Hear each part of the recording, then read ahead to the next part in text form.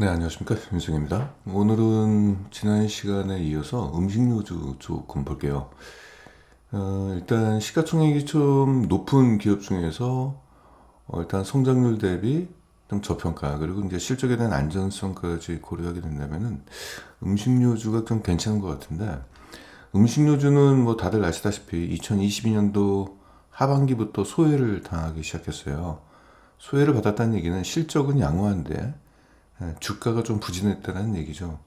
뭐 그도 그럴 것이 뭐 고물가, 고금리 이런 쪽 환경에서는 아무래도 소비자들의 소비 심리가 위축될 수밖에 없겠죠. 그래서 장기간에 걸쳐가지고 좀 이제 부진했어요. 그래서 이번에 좀 이제 올라가지 않겠느냐. 이게 무엇보다도 구체적으로 말씀드린다면 이제 원재료 가격 이것이 이제 우크라이나 전쟁 때문에 올라갔던 것. 지금 약간 좀 안정화되어 있지만은 아직도 그때 당시 고가에 매입했던 원재료가 투입되면서 실적의 부진 뭐 이런 것들이 나타났고, 두 번째로는 정부 쪽에서 이제 물가 인상이 되니까 좀 물가 안정화에 좀 협조해 달라. 그래서 그 부분에 이제 음식료 기업들이 동의하면서 물가가 올라가는데 음식료 기업들은 물가 이제 판매 가격을 올리지 못했어. 근데 이제 총선이 끝났잖아요. 끝나게 되니까 이제는 그동안 음식료 기업들이 소위 정부한테 양보를 했다고 한다면 이제는 가격을 좀 이제 정상적인 가격으로 이제 돌아오는 가격 상승이 일어날 가능성이 있다. 그래서 과거에도 그런 사례가 있었습니다. 이명박 정부 때. 그래서 이제 이런 부분을 한번 좀 돌아보고, 지난번에는 제가 CJ 제일제당하고 이제 롯데 웰프드를 좀 봤는데 최근 주가 흐름 어떻게 되는지 한번 확인해 보고요. 왜 이 종목이 탑픽이 됐는지를 말씀드리고, 그리고 이제 풀무원하고 이제 오리온도 사실상 시장에서 이제 관심주로 떠오르고 있습니다. 이 부분 한번 여러분들과 함께 공유하도록 하겠습니다. 일단 이제 골자가 이렇습니다. 2022년도 4분기부터 안 좋았어요. 음식료 기업은. 특히 이제 지난해 같은 경우는 좀 소외됐죠. 좀 저평가라는 얘기예요. 소외됐다는 얘기는 실적이 좋았는데 주가가 안 올라갔다는 얘기는 이제 저평가입니다. 그래서 관심을 가져보자 이런 얘기고요. 실적이 안 좋은데 주가까지 안 좋은 거는 저평가가 아니죠. 그거는 뭐 정상적인 실적이라고 보시면 되겠습니다. 일단 소외됐던 원인은 음식료 업체들의 원가 부담이 좀 지속이 됐다는 거. 그런데 이제 작년 2023년도 곡물 가격이 전반적으로 하향 안정화가 되는 흐름이 나타나고 있어요. 그건 좀 뒤에서 표로 확인해 보겠습니다. 근데 작년도에 곡물 가격이 하향 안정화되는데 음식료 기업들은 원가 부담이 좀 컸어요. 왜냐면 이거는 이제 원재료 투입까지는 시차가 한 6개월 정도 발생이 돼요. 구입할 때 하고 그것도 이제 운송하는 그 과정에서 들어가는 그 시차가 좀 존재하기 때문에 그런 거고. 그럼 지금은 어떻게 되냐?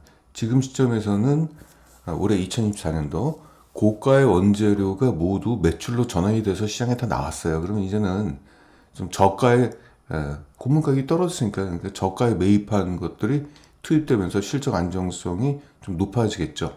이제 이런 부분이 있고요. 그리고 무엇보다도 이제 국내 식품 수요가 좀 둔화됐다는 거. 뭐 대파 가격 올라간 거 보십시오. 그쵸? 아무튼 뭐 이런 것들 때문에 뭐 이거 사기 좀 두렵다. 심지어는 와이프가 이런 말을 하더라고요. 여보, 우리가 지금 밥 해먹는 거, 밀키트나 이런 거 사서 집에서 해먹는 것보다 집 밖에 나가지고 콩나물 국밥 사 먹는 게 훨씬 싸. 이런 얘기를 하더라고요. 그런 거 보니까 그럴 것 같다는 생각이 들어요. 이게 뭐 콩나물 국밥 좀 저희 동네 5,500원인가 이제 이 정도 하는데 제 밥상 차려주면서 들어가는 단가가 10,000원이 넘는다는 얘기입니다. 이게 그런 얘기까지 하더라고요. 아무튼 그래서 국내 식품 수요가 이제 둔화가 됐다. 특히 이제 물가 부담 때문에 가공식품 판매량이 급감했다. 뭐 이런 거고요. 그래서 지금 요 좀 지수 요 표를 좀 보시기 바랍니다. 식료품 출하 지수라는 게 있어요. 출하 지수라는 게 물건이 안 팔렸기 때문에 출하라는 게 그렇죠. 물건이 안 팔린 게 2022년도 하반기부터 현재 17개월, 지금 18개월째 지금 하락 지속 중에 있습니다. 근데 이것이 이렇게까지 역사적으로 장기화된 적이 없어요. 장기화된 적이 없다는 얘기는 뭐냐면 최근 20년 동안에 처음입니다. 이렇게 장기화된 게. 금융위기 때 한 번 이랬고요. 그 다음에 어떻게 됐냐? 급등을 합니다. 그래서 이렇게까지 오랫동안 소비가 침체가 되고, 그쵸, 식료품 출하 지수가 이렇게 하락한다는 얘기는 그만큼 소비가 침체됐다는 얘기잖아요. 이게 어느 시점까지 가게 된다면 곧바로 반등세가 일어나는 경우가 과거부터 좀 일어났어요. 그래서 지금 업계 분위기는 뭐냐면은, 야, 이거 터널 끝에 온 거 아니냐. 이제 그러면서 이제 음식료주 봄날이 이제 곧 온다. 출하량이 이제 증가할 것이다. 이제 이런 얘기고. 지금 뭐 정부도 그렇고 야당, 여당 이번에 총선 치르는 걸 보면은 지금 민생에 대해서 신경을 좀 쓰는 분위기가 될 것 같아요. 그동안 뭐 민생 너무 안 쓰고 쓸데없는 헛소리들만 해오고 지금 있는 상황이잖아요, 지금. 근데 이것들이 이제 여당도 마찬가지지만 야당 쪽에서도 모두 인지를 하고 있기 때문에 무엇보다도 서민 경제라든지 물가 잡는 쪽에 아마 좀 매진을 하면서 그 효과가 나타나지 않을까요? 뭐 이런 생각이 좀 기대가 됩니다. 기대가. 그리고 또 하나 있다면은 이제 정부가 물가 안정화 기조로 기업들한테 이제 협조 요청을 좀 한 거죠. 그래서 이게 거의 뭐 매달 그 식료품 기업이랑 만나가지고 간담회를 했대요. 지금 상황이 이러니 우리가 이때까지 좀 참아달라. 근데 이런 요구를 이제 기업체 쪽에서 이제 받아들였겠죠. 근데 그것이 이거는 이제 뇌피셜일 수도 있고 과거에 이제 사례를 놓고 볼 때 총선 전까지는 꼭 그래요. 총선 전까지는 좀 물가 압력을 조금 이제 하다가 총선이 끝나게 되면 그만큼 양보했던 이제 업체들 쪽에서는 이제 판매 가격을 좀 올리는 경우가 좀 있습니다. 생필품 가격 같은 경우 과거 이명박 정부 때도 그랬어요. 13년 만이잖아요. 과거 이제 13년 전에 이제 이명박 정부가 제 기억납니다. 음식료 기업들만 라면 기업들 이런 기업들 물가 잡자 뭐 이런 뭐 얘기가 좀 있었는데 그 뒤에 총선 끝나고 나서 갑자기 급등을 한 적이 있어요. 음식료 기업들이. 그래서 이런 부분에 있어서의 재현이 될 가능성에 대해서도 우리가 한번 생각을 해보자. 근데 무엇보다도 실적 대비 저평가고 이제 이런 것들은 지금까지 말씀드렸던 거는 뭐 플러스 알파 정도 수준이죠. 근본적인 원인은 아니고 지금 실적 대비 싸니까 관심을 가져보자. 자, 볼게요. 지금 가장 중요한 거는 원재료 가격이죠. 원재료 가격이 이제 하향 안정화 된다는 게 대두 가격. 이게 지금 두부나 뭐 이런 것들이죠. 대두 가격 같은 경우는. 그리고 뭐 장도 대두 쪽에 영향을 받죠. 간장 같은 거. 이게 이제 이때 급등을 해버렸죠. 이때. 급등을 해가지고 지금 하향 안정화되고 있는데 그래도 과거 대비 비싸요. 비싼데 여기서 판매 가격을 올리지 못했다라는 거. 그래서 지금 판매 가격을 올릴지 아니면 가격 안정화가 더 될 때까지 기다릴지 그러면 여기서 이제 마진에 대해서 손실을 봤던 기업들은 떨어지면 정상화되는 거고 아마 제 판단으로는 이때 가격을 좀 올린 기업들이 있었어요. 이때 그리고 소맥 이건 이제 밀가루 관련된 건데 많이 올랐죠. 그래서 이제 하향 안정화되고 있는데 아직 과거 수준에는 못 미치는 지금 이제 수준입니다. 이러니까 이제 밀가루 가격 상승에 대한 논리가 아직은 남아 있다는 거. 옥수수 가격도 네 이렇고요. 원당 가격은 이게 떨어지지가 않네요. 이게 사탕수수나 이제 설탕 영향을 주는 원당인데 이게 이유가 뭐냐면 지금 엘니뇨 현상 때문에 그 어떤 작물에 대해서는 작황이 좋고 작황이 안 좋은 쪽이 있다는데 이쪽은 엘니뇨 현상의 작황에 좀 긍정적인 영향을 좀 받는다라고 해요. 근데 코코아, 원당 이쪽은 좀 그 반대 현상이 일어나고 있대요. 그래서 이 부분 같은 경우 원당 가격 오르면 아이스크림 만드는 거나 혹은 약간 뭐 사탕이라든지 또 뭐가 되겠습니까? 그 과자들이 약간 달잖아요. 그래서 그쪽에 아마 영향을 좀 받지 않을까 이제 이렇게 보입니다. 그럼 지금까지는 그랬지만 앞으로 2024년도는 어떻게 될까? 하반기 쪽 보니까 가격은 좀 더 내릴 것으로 이렇게 전망치가 나오고 있습니다. 여기 올랐을 때 투기 세력 놈들이 붙었어요. 여기 투기 세력들이 선물하는 놈들 있잖아요. 걔네들이 붙어가지고 가격을 조금 더 치솟게 만들었는데 이제 그런 것들이 사라지면서 올해 하반기에는 옥수수는 이제 큰 폭으로 더 떨어지고 소맥도 떨어지고 대독도 떨어지고 다만 이제 원당은 좀 더 가격이 오를 것 같다. 작황이 안 좋으니까 이제 오른다는 논리입니다. 뭐 이런 흐름이 좀 있다는 거. 우리나라 그 음식료 기업들은 원재료를 해외에서 수입하는 비율이 70%나 돼요. 그러니까 이제 그 금리에도 좀 환율에도 영향을 좀 받겠죠. 원자재 수입 비중이 70%인 식품 업체들은 원달러 환율 약세가 긍정적인데 지금 환율이 지금 뭐 다소 좀 올라가고 있어요. 지금 우리가 지금 심리적인 마지노선이 환율이 원달러 환율이 1350원인데 지금 1375원까지 올라갔습니다. 근데 더 이상 올라가는 거 좀 어렵겠죠. 왜냐면 이제 금리 인하에 대한 기대감이 자꾸 뒤로 미뤄지면서 지금 이제 달러 강세가 좀 일어나는 건데 뭐 언젠가는 떨어지지 않을까요? 뭐 이런 쪽 측면으로 보게 된다면은 이제 앞으로 이제 향후에 미래를 보게 된다면 현재 상황을 놓고 보고 투자하는 것보다 주식시장은 앞으로를 내다보는 거잖아요. 그러면 환율이 더 이상 올라가는 것은 약간 좀 제한적이지 않겠느냐. 왜냐면 과거부터 환율이라는 게 환율 한번 같이 볼까요? 환율 차트 한번 같이 보도록 하겠습니다. 지금 현재 정상적인 환율은 아니에요. 과거 10년 동안 평균 환율은 1120원 정도가량 됐어요. 이게 평균 값이나.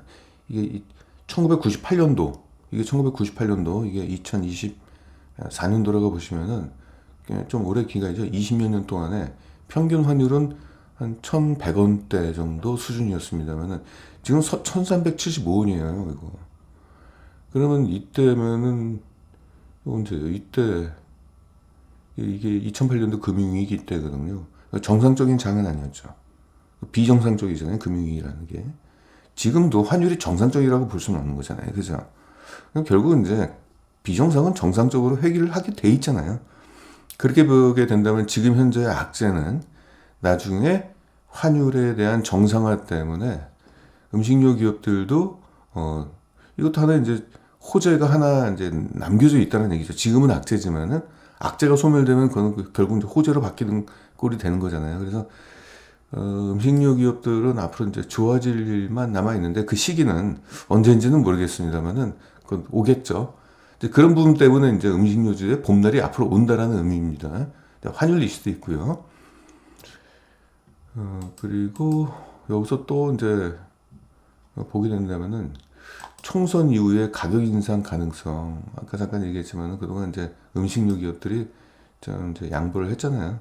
과거에도 그랬어요. 총선 끝나고 나서 이제 음식료 업종들이 상대적으로 이제 종합지수보다는 또 높은 주가 흐름을 보인 적이 있었습니다. 총선 이후에.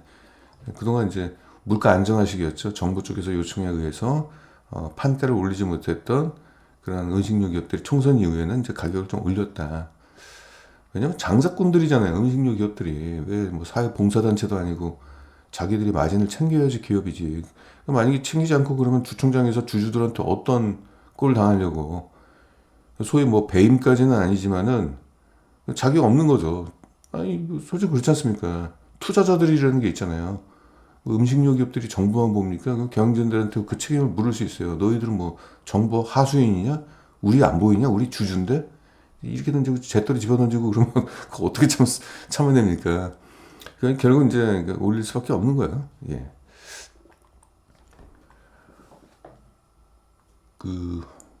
또 하나 있다면 이제 해외 K푸드 이쪽의 인지도가 굉장히 급상승하고 있다는 것을 연이어서 나오고 있는데 최근에 해외 쪽에서 이제 한국에 대한 이제 설문조사를 했던 내용을 제가 봤는데 저는 K-팝이 압도적으로 높을 줄 알았어요. 근데 K-팝은 2021년도 이후부터는 약간 좀 성장이 둔화가 되면서 약간 하락세가 보이는데 K-푸드가 급성장하고 있습니다.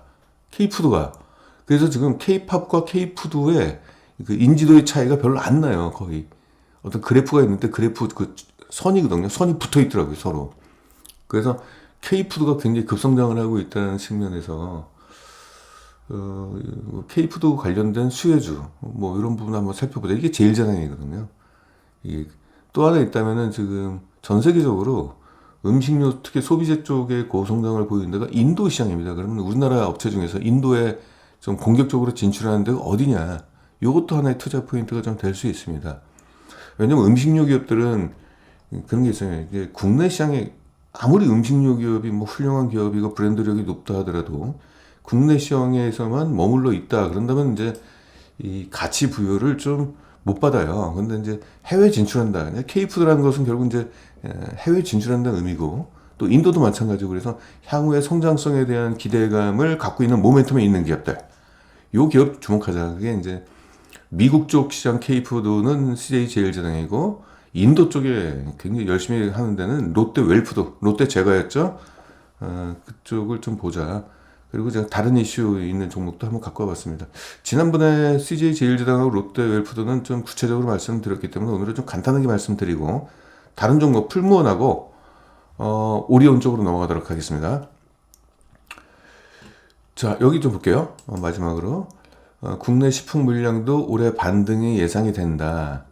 2022년도부터 시작된 식료품 출하 지수는 17개월, 18개월째 지금 감소 중인데 최근 20년 동안에 1년 이상, 12달 이상 출하량의 감소가 지속된 시기는 금융위기 2008년도 한 번밖에 없었어요. 그래서 지금 그때 당시도 그래요. 16개월 감소 지속 후 그 다음에 강한 반등이 있었던 경험이 있었어요. 그때 또 총선 전이었거든요. 지금도 약간 그게 약간 재현될 것 같다는 그 기대감이라는 게 있다. 제일제당 보겠습니다. 제일제당의 지금 주가나 이런 거 보겠습니다. 그래도 실적 안 좋았죠, 이게. 그렇죠. 이게 소비 둔화, 가공식품에 대한 뭐 가격 상승, 근데 그 물가는 올라가는데 판가를 못 올리니까 영업이익률은 뚝 떨어져 버리는 그 실적 부진이 좀 있었습니다. 분기 실적 뭐 이런 흐름이 나왔고요. 네, 매출액은 4% 역성장, 영업이익은 22%가 역성장했습니다. 주당순이익은 이렇게 떨어졌고요. 실적 안 좋았네, 2023년도 전반적으로. 이제 반등이 일어난다는 얘기죠. 근데 제일제당에서 이제 고민하셔야 될 게 뭐냐면은 제일제당이 먹는 것만 있는 데가 아니거든요. 먹거리는 이거밖에 없어요. 식품 쪽 37% 비중입니다. 나머지 60% 이상이 이 사료, 돼지 사료 쪽이고 이것도 그러네요. 배합 사료. 이건 뭐 라이신 뭐 그래가지고 아무튼 사료 첨가제입니다. 뭐 이런 것들이 있고 중국에서 많이 이제 수출을 한다고 합니다. 공장은 브라질에 있는 걸로 제가 기억하고 있는데 세계 최대 사료 공장이 브라질에 있는 걸로 그것도 오래된 얘기네요. 상장 처음 했을 때 제가 이제 이 기업을 알게 되면서 근데 그때 지식입니다. 지금 좀 바뀔 수도 있고요. 예, 그거는 뭐 정확하지 않습니다. 예. 물류 쪽 보세요. 이게 CJ 제일통의 지금 최대 주주인데 38% 비중이 갖고 있어요. 매출은 좀 떨어졌네요. 역성장. 그 전에가 온라인 택배 뭐 이런 것들의 수요가 많이 있었기 때문에 약간 이제 엽기적 효과가 나온 걸로 좀 보이고 있고 일단 이제 식품 쪽에서 3% 매출 성장이 있었다라는 거. 그리 높은 성장은 아니죠. 자, 원재료 가격을 좀 보겠습니다.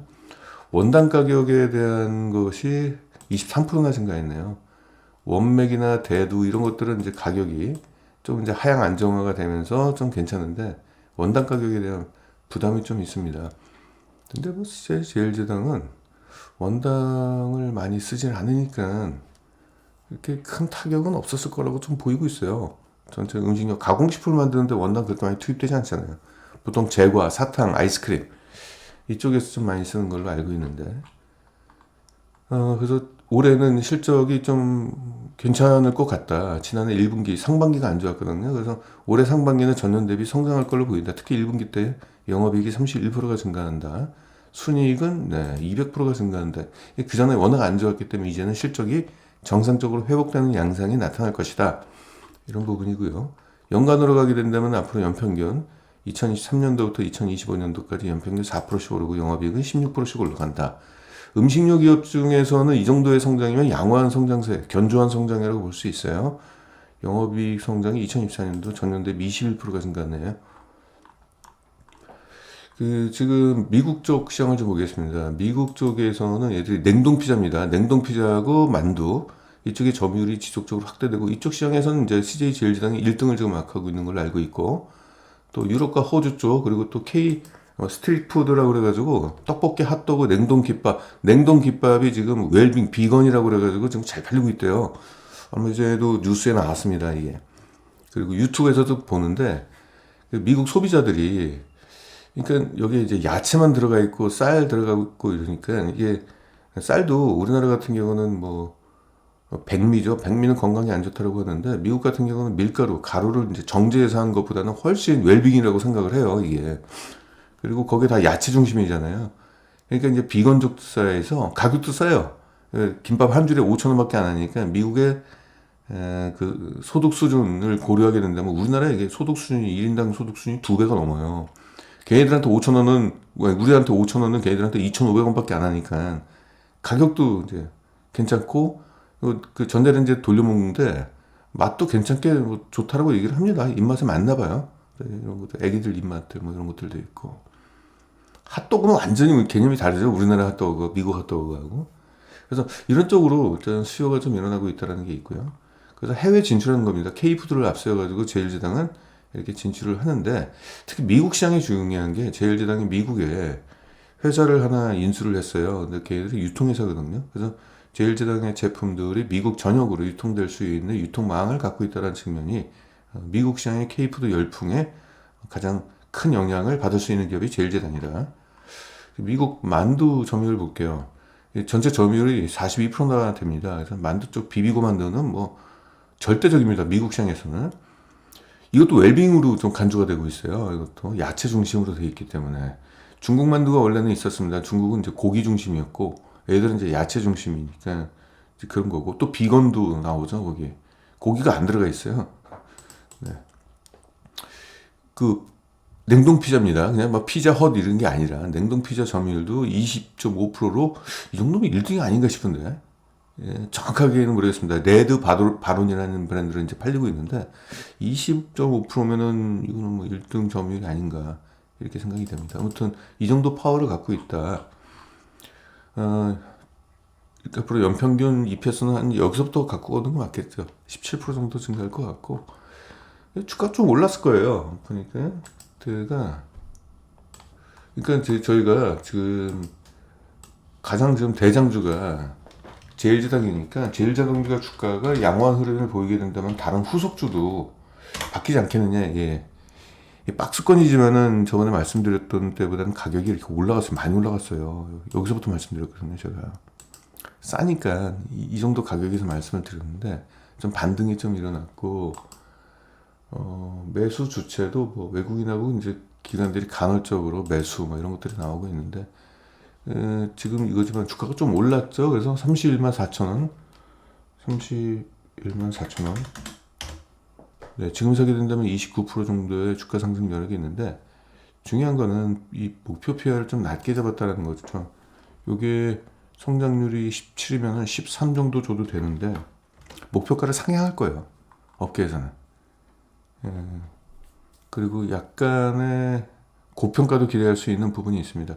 2023년도에 PR이 13.3까지 올라간 적이 있었고 과거에도 그랬으니까 그동안에 억눌려 있던 종목들의 주가는 긍정적인 흐름을 나타나게 되고 더 이상의 악재는 존재하지 않는다라는 투자 심리 회복. 이렇게 된다면 PR을 13으로 줘도 무방할 것 같고요. 업계에서 목표 PR을 좀 보겠습니다. 목표가를 상향하고 있네. 예, 목표가를 상향하고 있는데 평균 이건데 지금 뭐 50만 원까지 나오고 있네요. 지금 43만 원에서 53만 원까지 나오고 있습니다. 그냥 목표가 52만 원. 목표가 상향하고 있습니다. 그럼 15로 줘볼까요? 16까지 주나요? 예, 15.5 주네요. 15.5. 목표가를 상향하고 있습니다. 이런 흐름이 나온다는 얘기죠. 결국 저는 안 그랬거든요. 일단 목표가는 13으로 놔두고 얘기해 보겠습니다. 그러니까 업계는 지금 현재 제가 보수적으로 평균 컨센서스 목표가 43만 8천 원을 지금 제시했는데 업계에서는 이거보다 더 높은 이거 기대 수익률을 한 55%에서 60%까지 지금 내다보고 있습니다. 그래서 주가가 여기서 박스권에서 지금 현재 움직이는 흐름이 나오잖아요. 그래서 저 같으면 그럴게요. 여기서 조금만 담아놓은 뒤에 주가가 조금 떨어지면 조금 더 담고 이렇게 전략적으로 이렇게 접근하면 될 것 같다는 생각이 좀 듭니다. 자, 롯데웰푸드 같은 경우는 그 롯데 제과하고 롯데푸드하고 합병을 해가지고 했어요. 과거는 롯데 제과 제품인데 갑자기 소세지가 막 들어오고 카레가 들어오고 있잖아요. 우유도 들어오고 이게 롯데푸드 제품들이 더해진 겁니다. 그룹 내에서 이제 시너지를 내기 위해서 결국 이제 이런 식료품 같은 경우는 인프라 기반이 뭐냐면 이제 물류 쪽이잖아요. 물류 같은 경우를 이중으로 쓰는 것은 그룹 입장에서 보면은 좀 낭비 아니냐. 그래서 이걸 통합하자. 그래서 통합을 한 겁니다. 제가 롯데웰푸드를 이제 말씀드리는 것은 인도 쪽 때문에 그래요. 인도가 일단은 그 시장을 보게 된다면 두 가지 측면에서 굉장히 매력적이죠. 전 세계 인구가 제일 많은 나라가 인도죠. 중국을 넘어섰죠. 14억 4천만 명. 이게 통계에 의한 거고 실제 통계가 안 잡힌 것까지 잡히게 된다면 그것보다 훨씬 더 많을 걸로 지금 보여지고 있어요. 그리고 인도가 일단 인구가 많다는 거. 두 번째, 지금 경제 성장률이 굉장히 가파르게 올라가요. 그 인도 총리가 그 천재라고 얘기하네요. 아무튼 총리 잘 만나가지고 경제 부흥이 좀 일어나고 있습니다. 그리고 외교도 참 잘하고 있더라고요. 미국 편 드는 것처럼 하면서 러시아하고 손잡고 또 러시아하고 친한 것처럼 하면서 다시 또 미국이랑 손잡고 네, 줄다리 외교를 아주 잘하고 있는 걸로 평가를 좀 받고 있습니다. 자, 아무튼 인도는 지금 가파른 경제 성장을 하고 있는데 지금 최근에 10년간 소비 지출이 연평균 성장률이 11%나 돼요. 이거는 뭐 전 세계 1위입니다. 압도적입니다, 이게. 중국이 9위, 9%, 미국 5%, 한국 3%. 한국 3%의 그 소비 지출 성향인데 성장률이 중국은 아니 인도는 우리나라의 3배라는 얘기잖아. 과자가 팔려나가도 3배가 더 많이 팔려나간다는 얘기잖아요. 그래서 우리나라 업체들은 한국 국내 시장에서 머무를 필요가 없고 인도 시장에 빨리 진출을 해야 되겠죠. 그러기 위해서는 인도에다가 엄청난 설비 투자를 해야 되는데 롯데웰푸드가 국내 음식료, 식료품 기업 중에서는 최초로 인도에 진출을 했고요. 그리고 인도에 지금 설비 투자를 굉장히 그룹 전략적으로 지금 그쪽을 하고 있다. 볼게요. 인도는 1인당 GDP가 2,000달러 수준이고요. 그리고 과거의 식품 시장은 1인당 GDP가 2,000달러에서 10,000달러까지 증가할 때 가장 높은 가파른 성장을 좀 보였어요. 근데 인도가 지금 그 초입기에 있다는 얘기죠. 그리고 과거에 보여준 10년간의 소비 지출 성향을 보게 된다면은 식품 시장이 굉장히 매력적이다. 그런 측면에서 중장기적으로 보면 롯데웰푸드를 봐야 된다. 롯데웰푸드 국내 시장에서만 성장한 건 뭐 성장이 아니죠, 그게. 우리나라보다 수십 배 더 큰 인구를 갖고 있는 그리고 성장성도 높은 인도에 진출한 것은 장기적으로 보게 된다면 굉장히 큰 호재라고 볼 수가 있습니다. 인도의 제가 시장의 평균 성장률을 보게 된다면 연평균 9%씩 성장을 했어요. 그래서 과거에 이랬기 때문에 앞으로의 성장성은 더 높을 것 같다. 지금 과거에는 1인당 GDP가 2,000달러가 아닌 상황에서 지금 연평균 9%의 음식료 쪽에 수요가 있었다고 한다면 앞으로 2,000달러부터 10,000달러로 가는 시기에는 요게 좀 각도가 좀 가파르게 올라갈 것 같다. 여기서 오른쪽으로 좀 볼게요. 인도가 지금 여기 이게 지금 킬로그램 수입니다. 1인당 몇 킬로그램을 먹느냐. 소득 수준이 높은 미국 같은 경우는 1인당 45.2킬로그램을 먹습니다. 그러니까 돼지들이 많죠. 인도는 3.8밖에 안 돼요. 뭐 3kg도 안 먹는다는 얘기인데 이것이 소득 수준이 이제 GDP가 올라가면은 같이 이제 덩달아 올라가게 된다는 얘기고 그래서 이제 2,000달러부터 이제 10,000달러까지 가는 그 구간에 굉장히 가파르게 올라간다니까 한번 요거를 좀 주목을 해보자. 우리나라도 많이 먹네요. 근데 우리나라는 좀 출산율이 지금 안 좋아가지고 과자 수요가 좀 별로죠. 자, 인도 보겠습니다. 자, 롯데웰푸드. 인도에 가장 활발히 진출해 있는 한국 기업은 롯데웰푸드고요. 2004년도에 처음으로 진출을 했고 2027년도에는 빙과 시장에 진출을 했습니다. 그래서 인도의 공격적인 생산 능력을 지금 확대를 하고 있다는 얘기. 그리고 쭉 보시면 이제 인도 빙과 건과 이렇게 있는데 그래프를 좀 보겠습니다. 좀 생산 능력을 확대한다는 건 굉장히 중요한 거예요. 왜냐면은 이미 수요가 어느 정도 돼 있기 때문에 생산 능력을 확대한다는 얘기고 그럼 이제 매출 캐파가 좀 커지는 거죠. 인도 건과 과자 쪽에서는 파란색이 기존의 이제 생산 레인인데 앞으로 한 2배 정도 늘 것이다. 그래서 당장은 초코파이 쪽에 3라인을 질 거고 그 다음에 또 이제 빼빼로 정도 짓겠다. 그래서 이런 쪽으로 플랜을 갖고 있고요. 빙가 쪽으로 먼저 진출했어요. 워낙 더운 나라이기 때문에 빙가 쪽 같은 경우는 이 정도의 설비인데 앞으로 그 2배 정도에 해당하는 설비를 짓는데 일단 1차적으로는 9개 라인을 먼저 짓고 그 다음에는 추후에 7개 라인을 짓는다. 이렇게 되고 있어요. 이게 이제 2024년도 얘기입니다. 이게 옅은 파란 색깔 가운데 게 2024년도. 그래서 올해이기 때문에 이 관련된 설비 증설에 대한 효과는 내년부터 나오지 않겠느냐. 올해 건물 짓고 증설이니까 네. 이게 뭐 공장 맨 땅에다가 인허가 받고 공장 짓고 그러면 시간이 한 2년 정도 이상 걸리는데 이미 기존 공장에다가 그 생산 라인만 하나 까는 거기 때문에 그 공사 기간이 이렇게 길지는 않을 걸로 좀 보이고 있어요. 그래 주목해보자. 이런 얘기고. 실적 굉장히 높아졌죠. 이제 이거는 롯데푸드하고 합병하면서 효과입니다. 예. 넘어가고 이거 합병이기 때문에 뭐 이렇게 좀 실적이 성장했다고 보기 좀 어렵고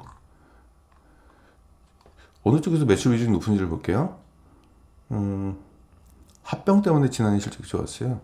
유지 쪽이 매출액이 84%. 그러니까 합병하니까 이게 없던 실적이 더해지면서 올라갔는데 원재료를 좀 볼게요.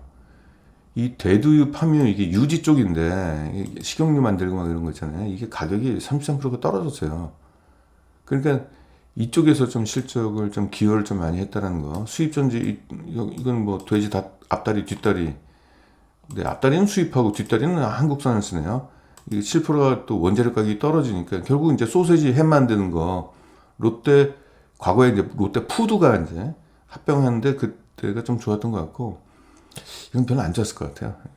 설탕, 전분당 뭐 이런 것들 있잖아요. 껌, 캔디 이런 것들 설탕 들어가는 거, 비스켓, 초콜릿 이것들은 매출액이 증가했는데도 원재료 가격 증가해가지고 별 재미를 못 봤을 겁니다. 이제 이런 건데 앞으로 이제 좋아진다는 얘기죠. 앞으로 좋아질 거다. 이제 원재료 가격도 떨어지고 그래가지고 그래서 이제 분기별로 보게 된다면 이런 것들이 좀 안정화가 되지 않을까 됩니다. 코코아 원두하고 설탕 전분당은 가격 떨어지기는 어려울 것 같아요. 이 부분은 결국은 롯데웰푸드는 자기의 불리한 마진을 시장에다가 전가시키는 쪽으로 가겠죠. 국내 1위 제과업체이기 때문에 아마도 롯데 이런 거 있잖아요.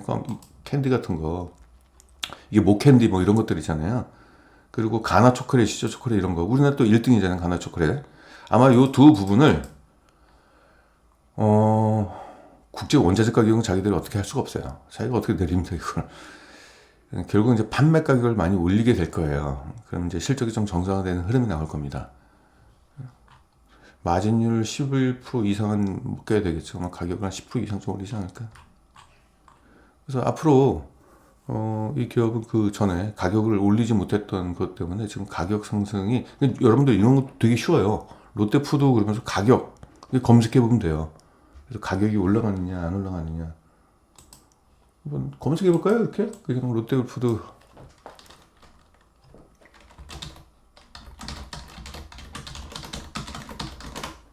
롯데푸드 가격 인상 이건 작년도 4월달이네요. 가격 인상 취소. 정부가 그런 거죠. 못 올리게 하니까 가격을 인상하려고 했는데 못 올리게 한 거죠. 미치는 거죠. 편의점 아이스크림은 아마 이게 적자였을 거예요. 왜냐면 그 아이스크림 쪽에 이거 빈과는 이 설탕 같은 거 있잖아요. 이런 것들 많이 들어가잖아요. 설탕 이런 것들. 그리고 뭐 심지어 거기에다가 뭐 코코아 원두도 들어갈 거고. 근데 원재료 가격은 올렸는데 가격을 못 올리게 하니까 안 좋았을 거란 말이죠. 이번에는 올리겠죠. 2023년도 7월 달에 올렸네요. 25%를 올렸습니다. 근데 더 올려야 될 거예요, 아마. 또 여기 있네. 오뚜기 풀무원 롯데웰푸드 가격 인상 이딴 철회 그 이유는 뭐겠습니까? 정부 쪽에서 좀 참아다오 뭐 그랬겠죠. 이제 이것도 이제 가격 올라가겠죠. 빙그레 롯데웰푸드 손실 크다며 가격 인상이 앓는 소리 뭐 당연하죠. 원재료 가격이 올랐는데 그거는 뭐 어떡합니까? 그 정부가 환율 개입해가지고 어떻게 환율 좀 해가지고 좀 도와주든지. 근데 정부 다 손 놓고 있잖아요. 예? 보통 환율 같은 경우는 환율이 1370원까지 올라가야 되는데 정부가 약간 개입이 돼야 되는 부분이 있는데 손 놓고 있잖아요, 제가. 그러니까 환율 쪽에서 두들려고 막죠. 원재료 가격 상승에는 뭐 어쩔 수 없죠, 정부가. 거기서 두들겨 맞죠. 그러면서 모든 것들은 이제 음식료 기업들한테 너희들이 좀 참아달라고 얘기하면은 기업들은 법인세 다 내고 있는데 왜 우리만 피해를 봐야 되느냐 이제 울상인데 그동안 자기들이 약간 손해를 봤던 부분이 이번에 이제 일시에 총선 끝나고 나서는 이제는 가격 올리는 뭐 어떤 그런 부분은 되겠죠. 참아올 만큼 참아왔으니까 정부하고 사이가 안 좋은 게 아니라 서로 이제 협의를 하는 거예요. 야 우리가 이렇게까지 손실을 봐야 되느냐. 우리가 장사하는 사람이고 그동안 성실하게 세금 납부했는데 우리 좀 봐줘야 되는 거 아니야? 그래서 슬그머니 올리겠죠. 그건 뉴스에 잘 안 나오고.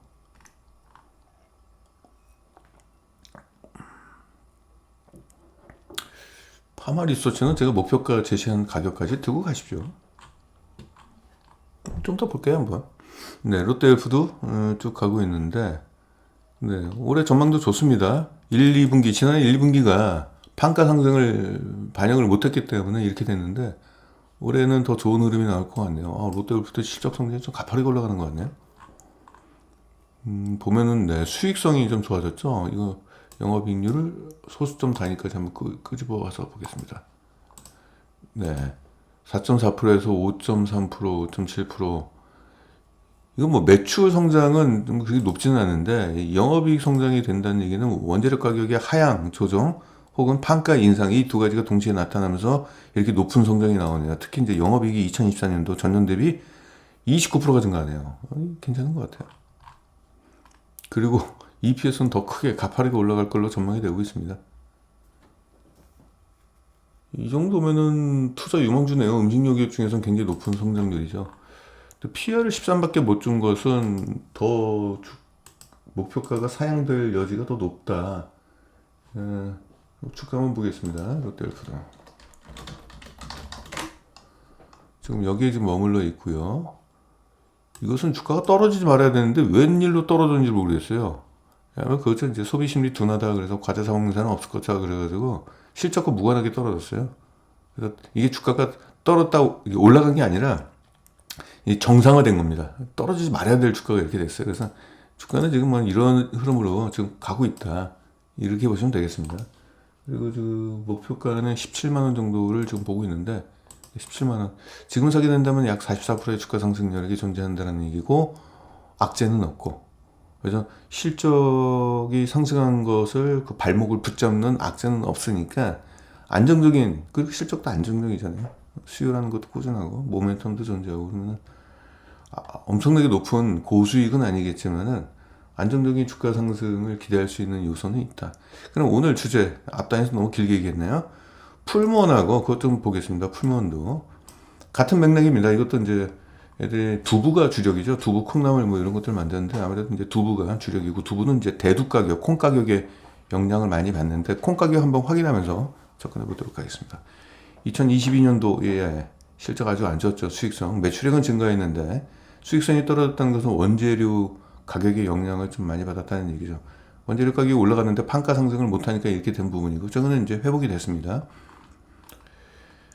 예, 과거 이제 지난해 실적 추이를 보게 된다면은 전년 대비 네, 뭐 좋은 흐름이 나왔네요. 수익성은 평균 1%였죠. 적자까지 나오고 그래서 이제 2%대까지 올라가니까 일단 수익성 개선은 일단은 나왔고 영업이익이 135%가 증가했습니다. 이제 앞으로가 중요하죠. 일회성 뭔가 영업과 관계없는 일회성 손실도 좀 나왔고 영업이익도 안 좋았죠. 이 효과인데 순이익은 더 안 좋았네요. 순이익은 일회성 영업과 관계없는 순이익에 안 좋은 흐름이 좀 나왔습니다. 원인까지 제가 조사를 안 했어요. 뭐 지나간 일이기 때문에 일회성이기 때문에 의미가 없죠. 최근에 실적 보면은 얘들이 뭐 지주회사 약간 그 사업하면 경영관리 용역 뭐 이런 것들도 있는데 매출 비중 4%밖에 안 되니까 이건 무시하셔도 좋습니다. 매출 비중이 가장 높은 데가 이쪽 두부, 나물, 면류, 식자 이걸 합쳐놔 버렸네요. 그리고 푸드 서비스, 컨세션 이런 것들은 이제 식당 같은데 그쵸 뭐 호텔이라든지 호텔이 아니고 뭐 골프장이라든지 이런 데 보면 식당들 있잖아요. 뭐 그쵸. 그리고 뭐 큰 전시장에 있는 식당 뭐 이런 쪽이라고 보시면 되겠습니다. 이쪽에다 이제 식자재를 공급하는 거다. 그리고 매출 비중이 높은데 이걸 볼게요. 두부가 제일 높죠. 아무래도 이게 81%. 두부 쪽은 풀무원이 우리나라에 이제 거의 과점적 지위를 갖고 있기 때문에 매출 비중이 이제 3%가 증가했네요. 매출액이 전년 대비 3%. 나머지 것들은 매출 비중이 낮기 때문에 뭐 이거 100% 증가해봤자 큰 의미는 없습니다. 원료 가격을 좀 보겠습니다. 이게 수입 백태. 이 백태라는 것은 저도 몰랐어요. 이 두부 원료를 백태라고 하더라고요. 순두부 같은 거. 그건 이제 수입하기도 하고 이제 국내산 쓰기도 하는데 보시면은 수입 쪽이 가격이 18%가 올라갔네요. 그러니까 이제 환율을 보면서 어떨 때는 환율에 유리하면 수입을 하고 불리하면 이제 국내산을 쓰고 이제 이런 식으로 이제 진행이 되더라고요. 국내 쪽에서는. 콩나물 가격은 이제 12%가 좀 떨어졌고 이거 좀 괜찮았고 계란 가격 됐고 밀가루 가격은 뭐 11% 정도 올라갔고 아무튼 원재료 가격이 좀 다 올라갔던 그래서 약간 원재료 가격 상승에 대한 피해가 일어날 수 있는 요소가 좀 있었는데 판매 가격은 어떻게 됐을까요? 판매 가격 못 올렸네요. 이거 그러니까 가만히 보니까 그런 것 같아요. 이게 정부 쪽에서 이제 식료품 회사들을 구분할 때 과자나 이런 것들은 선택적 소비잖아요. 그렇잖아요. 근데 두부나 이런 거는 약간 필수 소비 쪽이잖아요. 그래서 필수 소비 쪽은 정부가 조금 좀 압력이 좀 있었던 것 같고, 뭐 사탕이라든지 뭐 캔디가 이런 가격 올리는 것들은 뭐 이렇게 중요한 건 아니잖아요. 생필품은 아니니까. 그래서 아까 CJ 제일제당 같은 경우는 그런 쪽에서는 약간 좀 자유로움이 좀 있었는데, 아니 롯데웰프도 롯데제과는 과자 쪽이기 때문에 좀 괜찮았는데, 근데 풀무원은 좀 타격을 좀 받았네요 보니까. 예? 이 가격 원료 가격이 이렇게 18%까지 올라갔는데 가격을 하나도 못 올렸어요 지금. 콩나물이야 이제 가격이 원료 가격이 12%가 떨어졌기 때문에 콩나물 쪽에서는 가격을 안 올려도 되는데 두부 쪽에서 이게 좀 타격이 제일 컸을 겁니다. 하나도 못 올렸네요. 킬로그램당 4,700원. 아니다. 380g당. 380g당 이렇게. 아무튼 그 풀무원 같은 경우는 네, 좀 기대가 좀 될 것 같네요. 자, 그러면 이제 두부 쪽에서의 원료는 이제 대두인데 근본적으로 이제 대두죠. 대두가 이제 백대로 변해가지고 백대가 두부가 되는 거죠. 그렇게 저도 이제 알고 있는데 이건 확 올라갔다가 떨어지고 있는데 아직 과거 수준까지 떨어지지는 못했어요. 그렇죠? 과거에는 한 900원 정도, 1000원 정도 했다고 한다면 지금 1200원이거든요. 그래서 10%에서 20% 정도 가격이 더 올라가 있는 상황입니다. 그래서 판가 상승 기대합니다. 풀무원 판가 상승, 풀무원 두부. 그러니까 이런 것들은 우리 소비자가 검색해가지고 나오면 돼요. 보면 두부 가격 인상 뭐 이런 거 해볼까요? 2016년도 있고 좀 안 올렸어요 아직. 안 올렸다는 것은 아직 이거 호재가 남아있다는 얘기죠. 올리지 않았습니다. 2022년도 11월 달 두부 가격 인상 이건 아니니까. 그래서 두부 가격이 올라간다라는 거 그 기사면은 이제 호재가 나오는 거죠. 그런 호재는 증권부에서 안 나오고 사회부 기사에서 나옵니다. 음식료 기업들은. 그래서 업계 쪽 측면에서는 판가 상승을 겨냥한 수익성 개선을 좀 보고 있는 것 같아요. 영업이익 보세요. 추정치지만 1분기 때 34% 증가하고 2분기 때 20% 증가, 3분기 때 20% 증가. 그러니까 업계 쪽에서는 이제 판가 상승을 예상한 숫자를 내놓고 있습니다.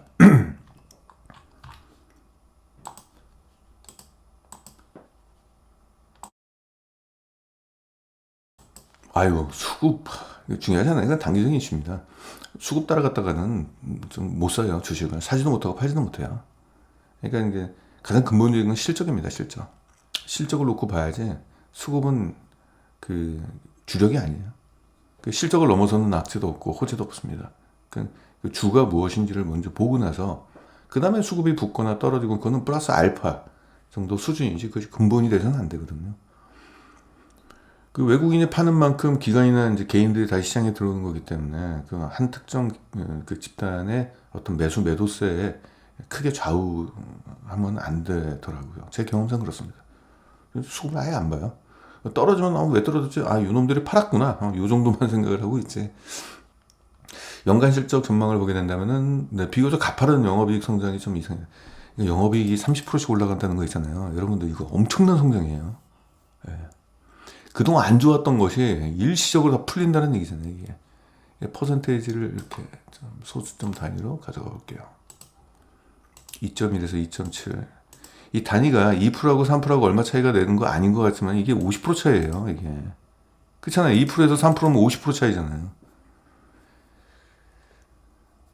더 이상 떨어질 수도 없네요. 이거는 영업이익률이 2%대면은 더 이상 뭐 가격 압력도 안 통할 것 같은데. 정부 쪽에서 얘들은 영업이익률이 20%다 그러면 정부에서 야 가격 좀 내려 뭐 이럴 수 있는데 2%면은 더 이상 내릴 가격도 없어요. 이거 올릴 일밖에 없을 것 같은데.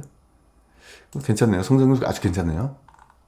연평균 EPS 성장률은 무려 75%가 예상이 좀 되고 있네요. 네, 이거는 뭐 고성장이라기보다도 억눌려 있던 게 지금 뭐 할리니 주가는 지금 PER 한 13을 주고 있는데 이 업계에서는 그래요. 보통 처음에 목표가를 높게 잡지 않고요. 1차적으로 이러한 목표가에 근접하게 된다면 목표가 상향이 일어나게 됩니다. 연평균 75%씩 올라가는 거를 PER 13으로 줬다는 거는 지나치게 보수적으로 잡았다는 얘기고, 지금 과거에 PER 흐름을 보게 된다면 18 정도 되잖아요. 낮게 잡아도 18이잖아요. 18로 가볼까요? 그럼 86이 되어버리죠. 그래서 지금 목표가가 아니에요. 지금 14점 13이면은. 그리고 음식료 기업의 평균, 그리고 얘네도 수출을 하고 있잖아요. 수출 금액을 제가 기재를 안 했는데, 아무튼 지금 상황에 있을 때 손해가 뭐 절대적으로 손해가 안 나는 기업이라고 한다면 풀무원이 되지 않을까. 오리온 쪽으로 가보겠습니다. 오리온은 최근에 이슈가 생겨가지고 주가가 급락을 했어요. 여기 주가가 거의 뭐 엄청 빠졌죠. 이게 몇 프로가 빠졌냐 보면 이게 17%, 17.5%에다가 17%, 20몇 프로가 빠졌네요. 그래서 이게 좀 과대 낙폭이거든요. 왜 주가가 이렇게 떨어지는지를 말씀 좀 드려볼게요.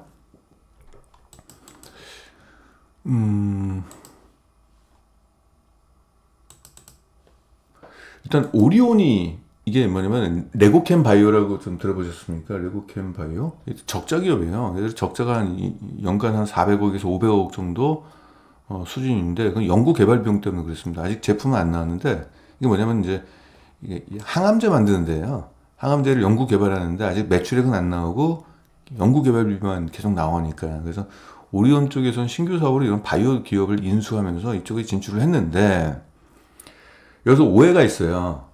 오리온이 인수한 게 아닙니다. 오리온의 자회사 홍콩 법인이 인수를 한 거예요. 이게. 그래서 이 적자가, 그러니까 주가가 급락을 했던 게 뭐냐면은, 이 적자 실적이 오리온에 더해지게 된다면 오리온은 실적이 엄청나게 부진해질 거 아니에요. 그럼 실적이 박살나면 어떻게 해요? 그러니까 사람들이 깜짝 놀라가지고 주식을 다 내다 던진 겁니다. 그리고 시너지도 안 나고, 이거 왜 인수했냐? 욕을 바가지로 얻어먹었어요.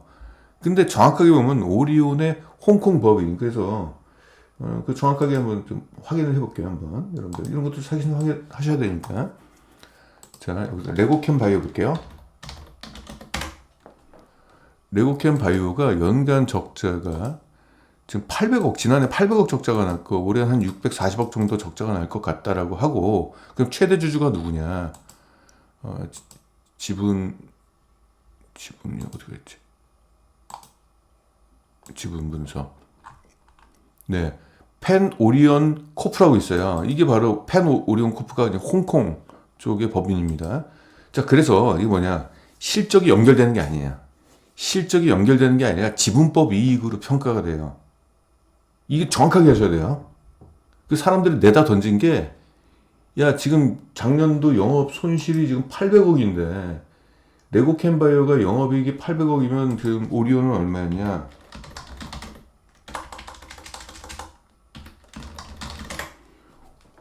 오리온 지난해 그 영업이익이 4,900억이었거든요.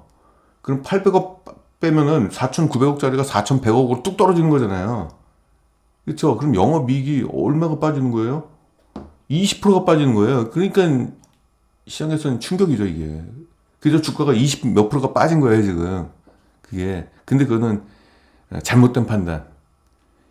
실적이 연결되는 게 아니라, 자, 연결 회계 처리가 아니라, 실적을 연결하는 게 아니라 지분법 회계로 처리를 한다.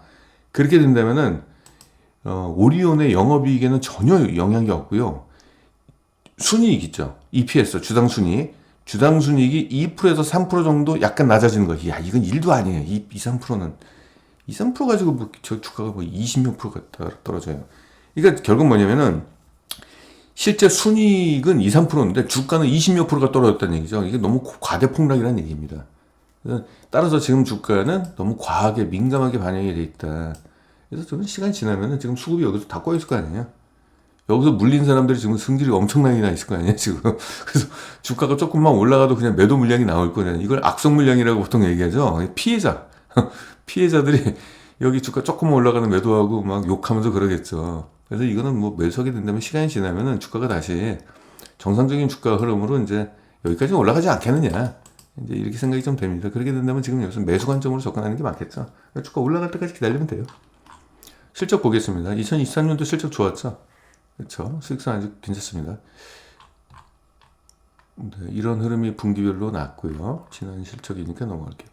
4분기 때 일회성이익이 그 전에 잡혔고 여기에 일회성이익이 잡혔고 여기에 그러니까 EPS 분기별로 보게 된다면은 올해가 못한 것처럼 나오게 될 거예요. 근데 그건 아닙니다. 일회성이익 때문에 일한 거니까. 자, 요 놈 때문에. 그래서 누적으로 보게 된다면은 전년 대비 순이익이 4%가 역성장한 걸로 보이는데 이렇게 계산하면 안 되죠. 똑같이 해볼까요? 3분기 때 2832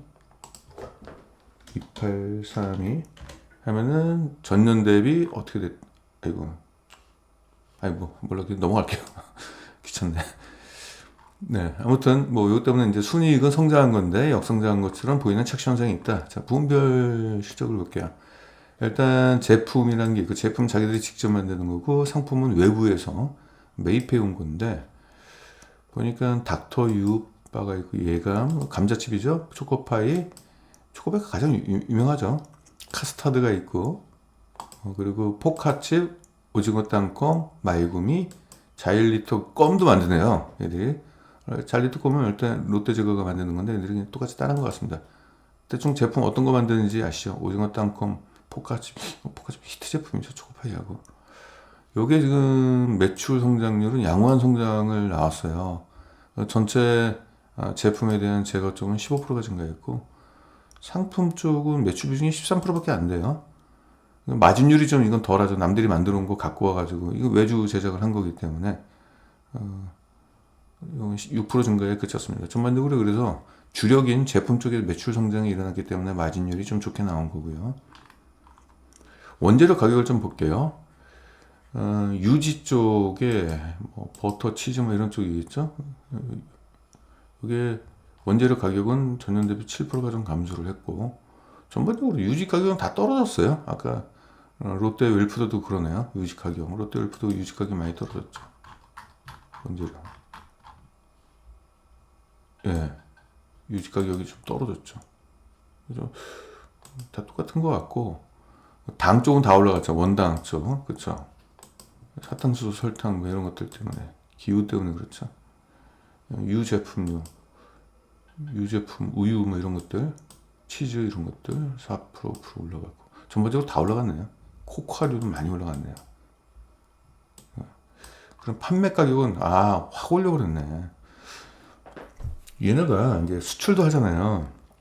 얘들이 뭐 베트남도 있고 중국도 있고 막 여러 가지 있는데 그거 있죠. 이제 우리나라 정부에서 야 물가 안정에 좀 동조를 해다오. 이건 어디까지나 국내 쪽의 이슈지 해외 쪽에다가 수출하는 거는 가격 올려도 상관없는 거잖아요. 그래서 그런 부분에 있어서 좀 괜찮았죠. 이 기업은. 그래서 뭐 이런 부분이 있다. 그래서 얘들은 뭐 가격 압력이나 이런 것들은 국내 쪽에서는 좀 제한적이고 해외 쪽에서는 뭐 가격을 막 마음대로 올릴 수 있는 부분이 있으니까 일단은 실적이 괜찮게 좀 나온 부분이 없잖아 있다. 그런 부분이고 얘는 다 떠나서 그거예요. 아까 뭐죠? 레고캠 바이오 인수했던 거에 대한 주가 하락이 너무 과민하게 시장에서 반영이 돼가지고 주가 상승이 이제 기대가 된다. 그러려면 이제 기본적으로 실적 성장이 있어야지만 또 주가 상승이 일어나겠죠. 분기 실적 모두 영업이익 다 성장하는 것으로 일단 전망이 좀 되고 있습니다. 연결 실적을 보게 된다면 연평균 9%씩의 성장이 여기서부터 일어날 것 같다. 2023년도부터 갖고 와서 봤을 때는 뭐 이렇습니다. 2024년도부터 갖고 올까요? 2022년도부터 갖고 와봤습니다.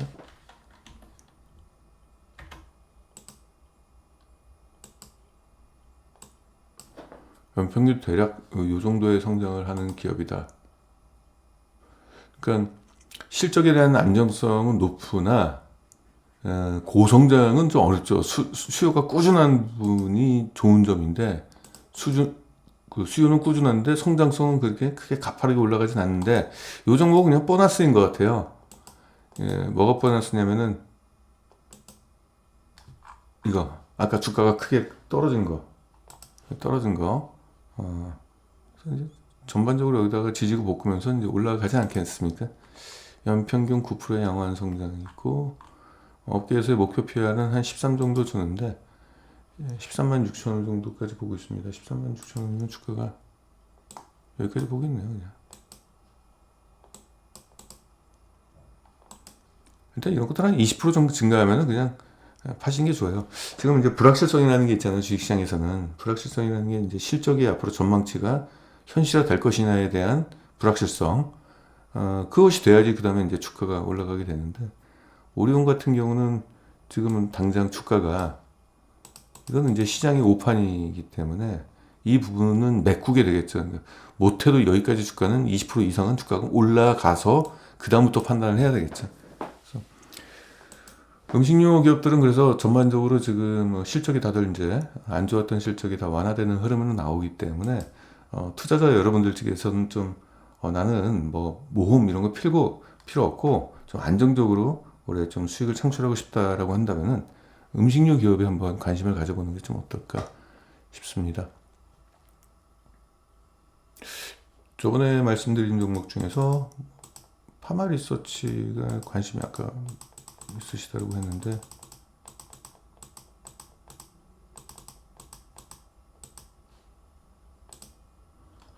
파마리서치하고 휴메딕스는 제가 볼 때는 피부 쪽에서는 끝판왕이에요. 둘 다 다른 거 쳐다보지 마시고 전 종목을 제가 다 전수조사를 했어요. 그러니까 피부에 관련된 소재, 뭐 보톡스 쪽은 리스크가 너무 커가지고, 그러니까 우리가 투자할 땐 그래요. 뭐 네가 맞췄네, 못 맞췄네, 우리는 맞추는 게임이 아니고요. 미래는 모르잖아요. 그럼 우리가 투자는 저는 이렇게 항상 생각해요. 좀 편하게 투자해야 돼요. 우리가 투자 인생이 불편하면은 그 투자 평생 하는 건데 인생 자체가 불편해지는 거거든요. 그래서 돈을 얼마나 많이 벌고 못 벌고 그걸 막 마치 뭐 도박 뭐 빠친코 하듯이 막 불안불안해 하면서 뭐 돈 따면 환호 부르고 떨어지면은 막 어디 가가지고 그냥 뭐 처박혀 있고 이런 투자하지 말고 마음 편하게 투자하자. 근데 피부 쪽에 관련돼 가지고 메디톡스, 뭐 대웅제약, 휴젤 뭐 이런 것들이 있는데 이건 불편해요. 말도 안 되는 거고 메디톡스 목표가나 이런 것들은 시장에서 이게 정신 나간 인간들 이게 SK증권하고 대신증권하고 PR을 68을 주는 이런 또라이 같은 놈들이 어디 있어요? 이거는 개인 투자자를 이건 기만하는 행위예요. 제가 왜 화가 나냐면은 아니 그렇게 좋으면 지들이 사든지 왜 이걸 시장에다가 푸냐 이거죠. PR이 68이 뭡니까 이게? 성장률이 이따위밖에 못하는데 20%밖에 못하는 놈을 어떻게 자기 성장률의 3배씩이나 목표 PR을 주냐 이거죠. 이거는 개인 투자자를 완전히 이걸 진짜 화가 너무 나가지고 이런 이따위 종목을 사지 말라 이거예요. 대형제약은 그나마 좀 괜찮아. 이거는 이건 좀 괜찮아요. 근데 대형제약도 좀 그래요. 여기서부터 가면은 과거에 올라갔던 그런 거지만 앞으로 2024년도하고 2025년도 성장률이 뚝 끊기잖아요. 그러니까 여기서부터 끌고 오면은 성장률이 35%가 되는데 주가는 항상 미래에 어느 정도 성장하느냐, 미래 가치를 보고 투자를 적정 주가를 매기는데 미래 가치는 연간 10%밖에 성장을 못 하잖아요. 그러니까 목표 PR을 20을 줘야 되는 거에 대한 고민은 있어요. 그래서 저라면 이거 못 사요. 저는 한 가지라도 좀 이상이 걸리면은 이거는 저는 완벽해야지 매수합니다. 이거는 완벽하지 않아요. 주가가 오를지 안 오를지는 그건 저는 몰라요. 그건 점쟁이가 아니기 때문에. 허나 마음이 불편해서 저는 이것을 이런 종목들 회원들한테 추천하면은 제가 일단 못 버텨요. 힘들어서. 휴젤은 적정 주가 다 올라왔습니다. 이것도 손댈 필요가 없고 매도를 해야 될 상황이다. 파마 리서치는 지금 가격이 얼마죠? 주가가 좀 올랐죠, 그래도 파마 리서치는. 좋은 종목은 소개를 안 해요. 저는 파마 리서치를 여기서 샀습니다. 업계에서는 아무도 파마 리서치를 소개하지 않았어요. 왜? 싸고 좋은 걸 왜 소개해요? 개인들 좋으라고? 애널리스트가 왜 개인 투자자들 좋으라고 이걸 왜 여기서 추천합니까? 이런 것들은 숨겨놓는다는 얘기죠. 이런 것들이 종목 발굴이라고 보시면 되겠습니다. 파마 리서치의 적정 주가는 제가 그때 뭐라고 말씀드렸냐면은 17만원까지 지금 말씀드렸으니까 한번 찾고 가세요. 17만원까지. 16만 원 넘어가면 파세요. 그러니까 전고점 있잖아요. 15만 8천 원. 이 전고점 근처에 다다르면은 조금씩 물량을 파신다고 생각하면 돼요. 그리고 제가 적정 주가를 높게 잡지 않습니다. 적정 주가 여기 잡았어요. 여기. 제가 20을 잡았습니까? 뭘 잡았습니까? 아니죠. 이거 잡았죠. 그리고 이 적정 주가에 대한 것도 합당한 거냐? 성장률이 무려 21%씩 올라가는데 이거보다 낮은 수치, 성장률보다 낮은 적정 주가를 했기 때문에 이거는 합리적인 적정 주가다. 나 기관놈들이 팔기 전에 우리가 먼저 팔아야 되는 거 아니냐? 그래서 전고점의 근처 18만 원이면 저쪽 위에 있어요. 18만 원이면 저 위에 저 위에 올라가야 되거든요. 이 위에 저 위에 올라가야 되는데 그냥 15만 8천 원 근처, 16만 원 근처에 오면은 조금씩 정리하자. 주가는 이렇게 가다가 조정을 받을 수가 있어요. 가다가 조정 받을 수 있을 거 아니야. 급하게 올라갔으니까 또 이렇게 올라가지 않을까 이렇게. 자, 이럴 때 어떻게 된다? 매도 아니요. 비중 확대. 성장이 확실하니까. 왜? 구조적 성장을 하니까 그렇죠. 해외 진출을 하잖아요. 해외 지역 수출 확대가 일어나기 때문에 실적에 대해서는 뭐 걱정할 필요는 없을 것 같아요. 그래서 단기적으로 주가가 조정을 받으면 난 이건 종목을 별로 매수를 많이 안 했는데 그게 좀 아쉽다 하신 분들은 떨어지면 더 사십시오. 우리는 이런 걸 사야 돼요. 두 번째, 휴메딕스도 마찬가지입니다. 저평가 끝판왕이죠, 이 종목은. 휴메딕스 지금 주가 보겠습니다.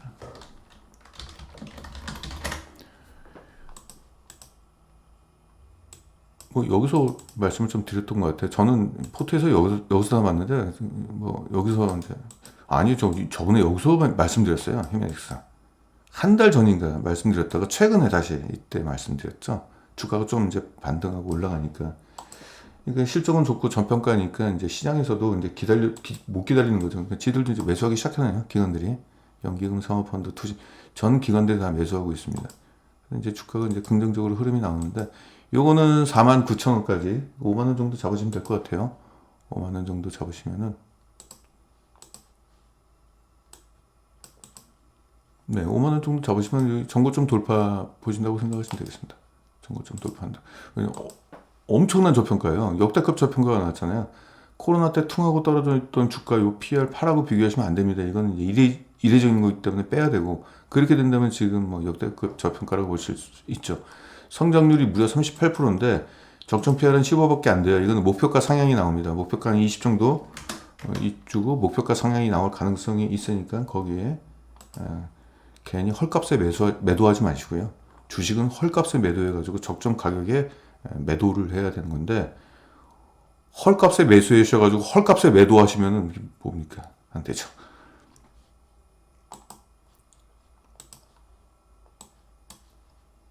오늘 준비한 저희 회원 방송 소개 잠깐 하도록 하겠습니다. 제가 이런 걸 말씀을 드린 이유는 진짜 종목 발굴이 뭐냐, 시장에서 자꾸 시장의 뉴스에 나오는 종목들, 여러분들 뉴스 열심히 보시고 사는 건 종목 발굴이 아니에요. 그거 떡밥이에요, 떡밥. 종목 발굴은 자기가 스스로 하는 겁니다. 어떻게 한다? 전 종목을 다 조사를 해야 돼요.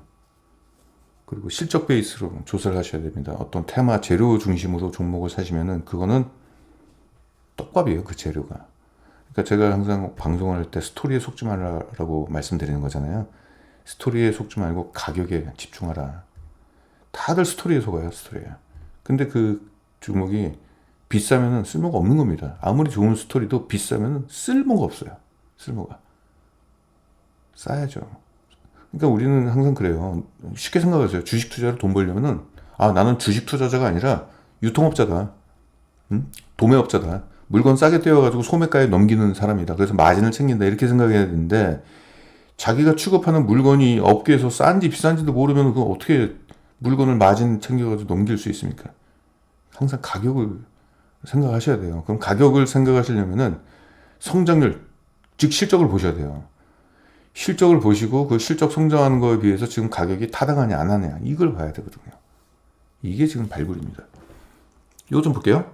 가령 이런 종목입니다. 갑자기 여기서 유형자산이 확 올라가는 거예요. 이게. 이 기업이 유형자산이 올라간다는 얘기는 돈 벌 준비를 하고 있다는 얘기거든요. 이게 갑자기 뭔가 설비 투자를 엄청 하고 있다는 얘기잖아요. 이거 돈을 쓴다는 얘기예요. 근데 지금 실적 좋은 기업은요, 공통점이 있습니다. 지금 실적 좋은 종목은 결국 과거의 선제적 투자의 결과물이거든요. 이 투자의 결과물이 앞으로 언제 나올까? 이제부터 나온다는 얘기예요. 이게 얘들이 이제 사용 연수가 5년이기 때문에 이거 끝나면 이제부터 영업이익이 구조적으로 올라갈 수밖에 없는 구조가 돼요. 설비 투자는 더 이상 안 일어나요. 분기 실적 좋게 나왔죠. 1분기 때 100% 증가, 2분기 때 영업이익입니다. 30% 증가, 3분기 때 48% 증가, 4분기 때 44% 증가.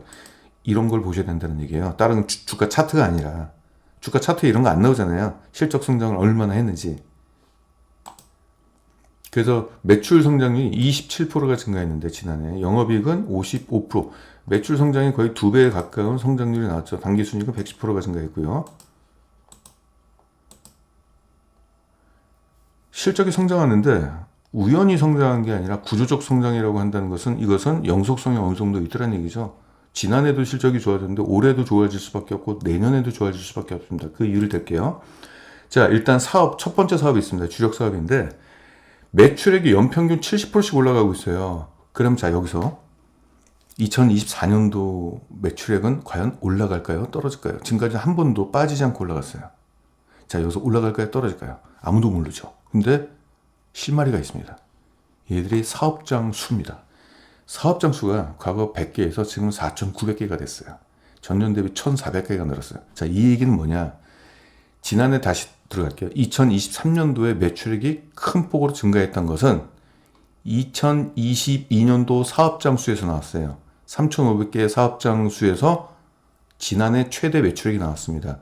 그러면 올해 매출액은 어떻게 될까요? 2023년도에 1,400개가 늘어난 사업장에서 올해 실적이 나온다는 얘기죠. 이게 바로 구조적 성장이라는 얘기예요. 이게 바로 절대 가치입니다. 이런 것들이. 실적 분석하는 이유가 이거예요. 실적이 왜 좋아졌지? 그러니까 얼마나 좋아졌는지는 실적 분석이 아닙니다. 그거는 뭐 다들 알고 있는 내용이잖아요. 숫자만 나오는 거잖아요. 이게 왜 좋아졌지? 원인을 알면은 앞으로 좋아질지 안 좋아질지를 알 수가 있는 거예요. 시장이 안 가르쳐줘도. 그렇잖아요. 2023년도는 사업장 수 3,500개에서 나오는데 2024년도는 4,900개 사업장 수에서 나온다는 얘기잖아요. 대리점수입니다. 또 신규 사업이 있어요. 무인 장비를 설치하는데 무인 장비 설치 대수가 2022년도에 1,200개였는데 지금 10,000개로 늘어났습니다. 그러면 무인 장비 사업 설치 사업은 어떻게 될까요? 실적은 올해 10,000개에서 시작되는 거잖아요. 지난해 같은 경우는 3,800개에서 시작된 거잖아요. 4분기 때. 10,000개니까 실적 성장은 당연한 거죠, 이거는. 이거는 이제 재무단에서 실적인데 이제 감가상각비 이슈입니다. 과거에 설치를 엄청나게 많이 했는데 연간 이게 합산하게 된다면 연간 한 200억 정도의 비용이 계속적으로 발생했는데 5년이 지나면 이것들이 사라져요.